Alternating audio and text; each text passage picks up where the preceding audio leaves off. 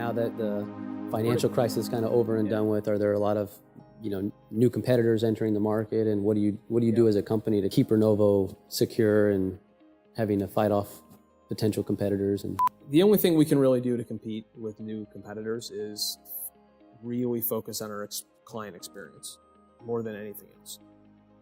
If someone is going to shop us for rate, then they're going to shop us for rate, in my opinion, no matter where we are. Right.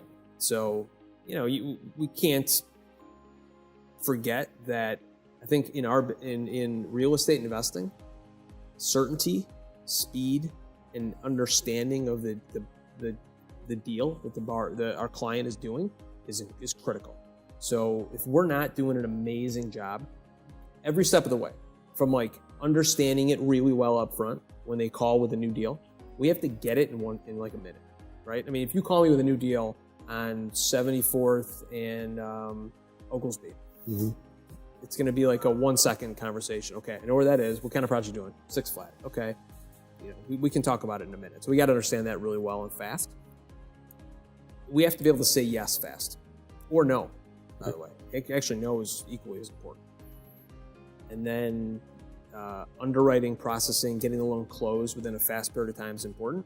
But then after the loan closes, we've got to be able to do draws in very quick, easy way, provided that the work's done well, right? We don't want to ever add risk, but we want to make sure that there's nothing getting in the way, that we're not getting in the way of the project getting finished. What would you say are some of the biggest mistakes that you've made, or your single worst mistake that you could change? And I got to narrow it down to one. I personally had a lending experience a while back where I was with a lender that was lending to me at good terms, not great, but good. But they understood my business really, really well. And I left them. I refinanced them out, and I went with another lender. They gave me a higher advance rate and a lower price. And I thought that we were being really smart. I was like, that's awesome. We got less money down, cheaper. That turned out to be the most expensive thing I've ever done in my life. Because when the financial crisis started to happen, the new lender didn't know our business at all. Didn't understand it, didn't want to understand it, didn't want to take the time to understand it.